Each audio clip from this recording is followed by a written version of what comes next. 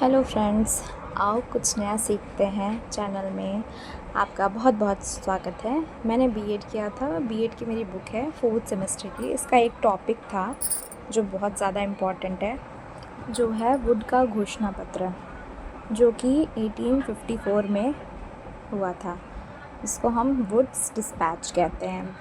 19 जुलाई 1854 को नई शिक्षा नीति की घोषणा की थी। Charles Wood board of control के प्रधान थे, इसीलिए उन्हीं के नाम पर कंपनी ने नया आज्ञा पत्र वुड का घोषणा पत्र प्रकाशित किया। ये 100 अनुच्छेदों वाला अत्यंत वृहद दस्तावेज था।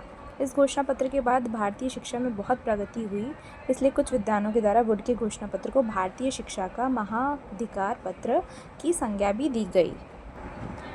इस घोषणा पत्र के कारण थे देश में अंग्रेज़ी शिक्षा की मांग दिन प्रतिदिन बढ़ने जाने के कारण, नई शिक्षण संस्थाओं की स्थापना करने तथा उनकी गुणवत्ता में सुधार करने के लिए, शिक्षण संस्थाओं के पाठ्यक्रम तथा उनके स्तर को ऊंचा उठाने के लिए, अधिक समय तक भारतीयों को शिक्षा के अधिकार से वंचित न रखने के लिए, शिक्षा को जन शिक्षा बनाने के लिए, भारत में स्त्री शिक्षा एवं मुस्लिम शिक्षा की स्थिति को जानने के लिए, भारत की सभी स्तरों की शिक्षा की तत्कालिक समस्याओं के समाधान के। फिर हमने पढ़ा वुड के घोषणा पत्र की सिफारिशें एवं सुझाव, जिसमें बहुत सारे पॉइंट्स थे, जैसे कि शिक्षा की व्यवस्था, शिक्षा के अर्थपूर्ण उद्देश्य, जन शिक्षा विभाग की स्थापना की घोषणा, शिक्षा का संगठन, क्रमबद्ध विद्यालयों की स्थापना, सहायता अनुदान, शिक्षा का पाठ्यक्रम, शिक्षण विधियाँ, शिक्षकों की आर्थिक स्थिति में सुधार, गरीब छात्रों का आर्थिक सुधार, शिक्षण संस्थाएं, समान शिक्षा की व्यवस्था, स्त्री शिक्षा, मुस्लिमों की शिक्षा।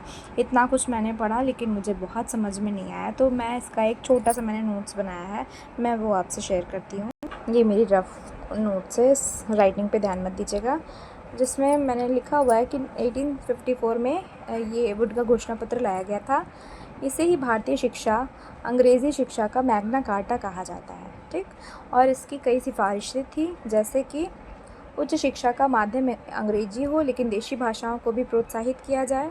शिक्षा के क्षेत्र में प्राइवेट कंपैरिजन या प्राइवेट कंपनीज़, शिक्षा के क्षेत्र में प्राइवेट कंपनीज़ या प्राइवेट इंटरप्राइजेज़ हैं, उनके प्रयासों को प्रोत्साहन देने हेतु अनुदान सहायता की पद्धति चलाने की योजना। पाश्चात्य शिक्षा का प्रचार प्रसार हो। कलकत्ता, बम्बई और मद्रास में विश्वविद्यालय स्थापित किए जाएं। तकनीकी महाविद्यालय और विद्यालय स्थापित किए जाएं।